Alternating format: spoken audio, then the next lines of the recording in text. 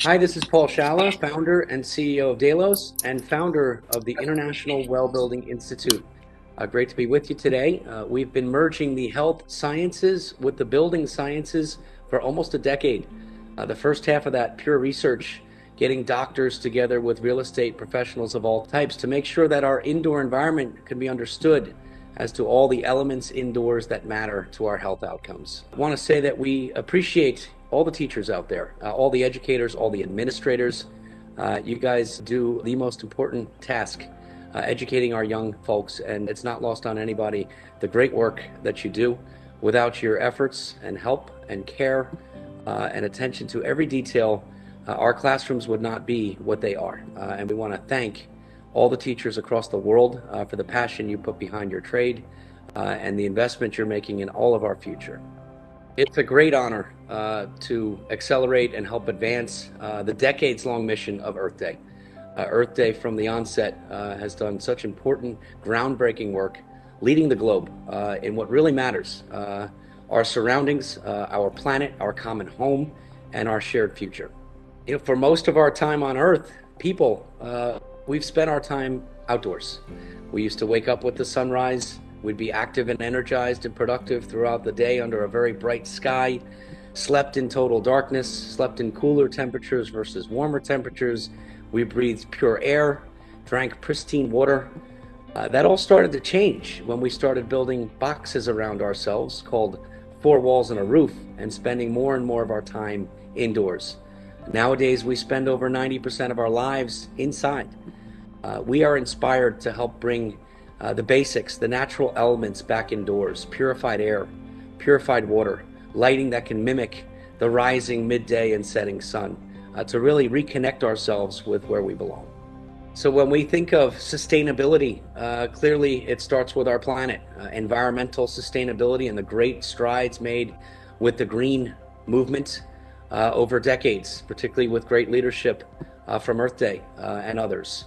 It's interesting when you think of a holistic understanding of sustainability that also encompasses people. Human or biological sustainability, for instance, in our buildings, is a great complement to environmental sustainability in our buildings. So when we can put both of those together, focusing on planetary health and human health, we have a full picture of sustainability. Unfortunately, it's taken a pandemic for people to be aware of one very basic thing, that what surrounds us matters.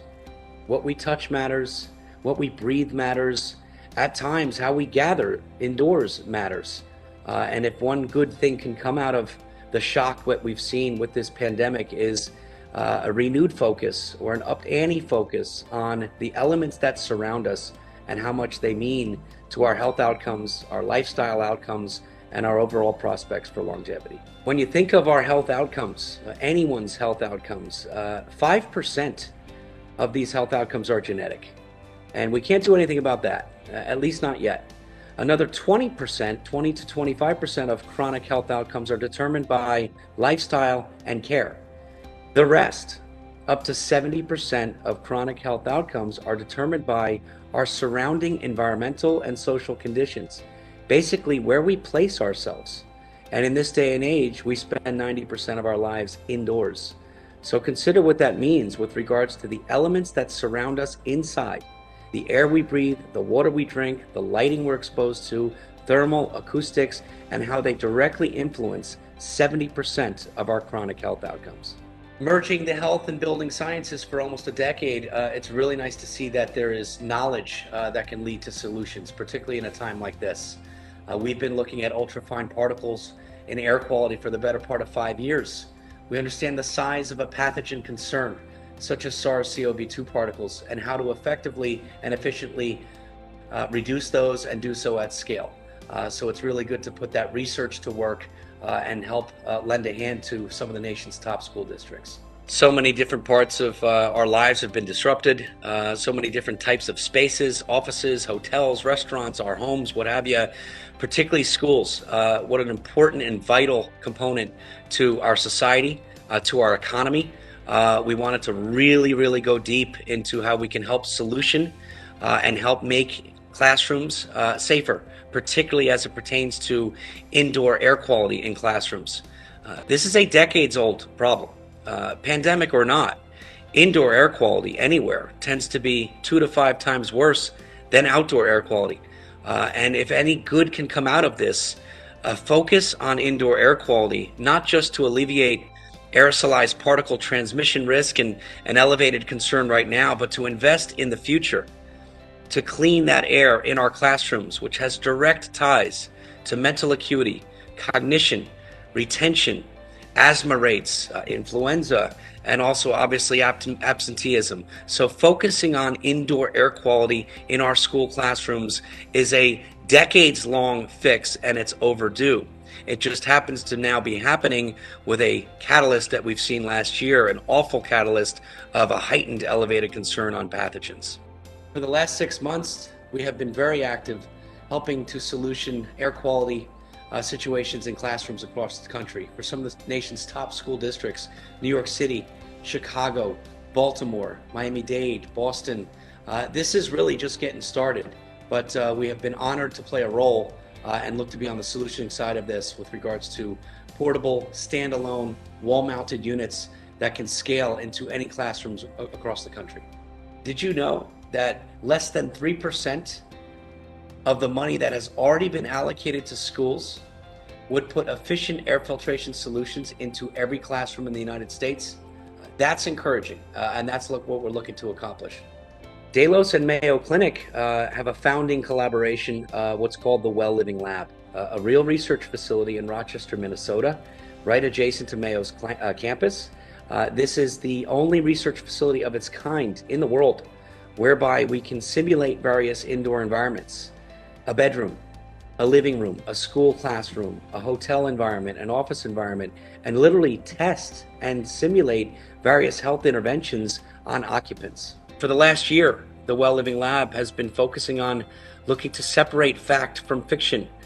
There's a lot of dialogue out there with regards to, for instance, air quality and air purification methodologies.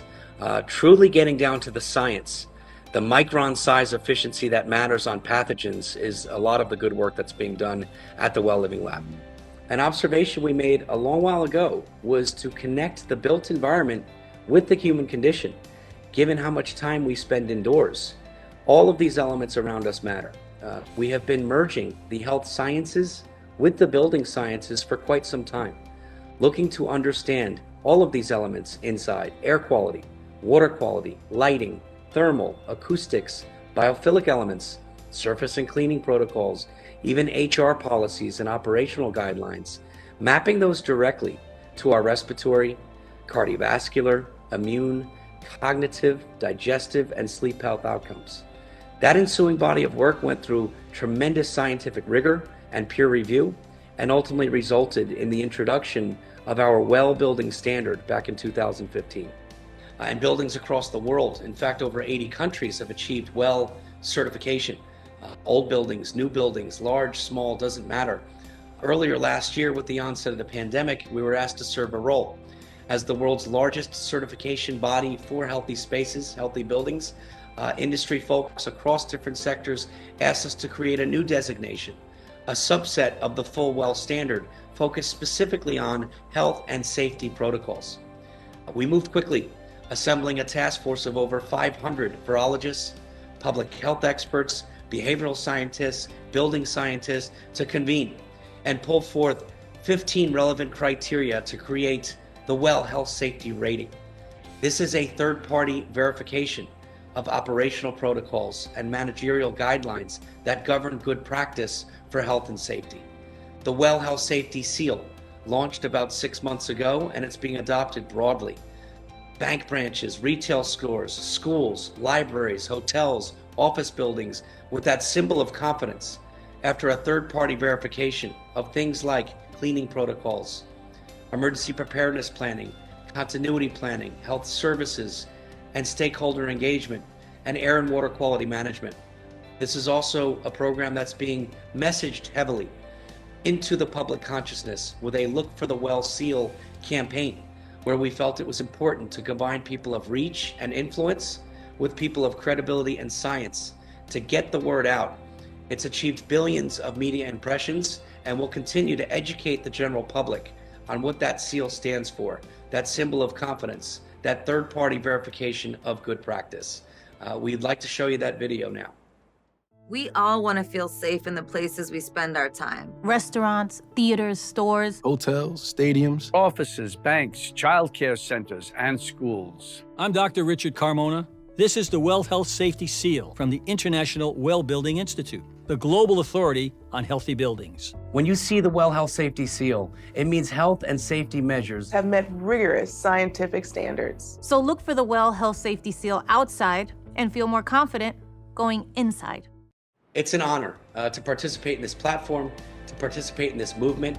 We want to thank everyone for allowing us to be part of this. We're all working towards a shared future, a common, sustainable world where human health and environmental health are one. Please join us on this journey at Delos.com.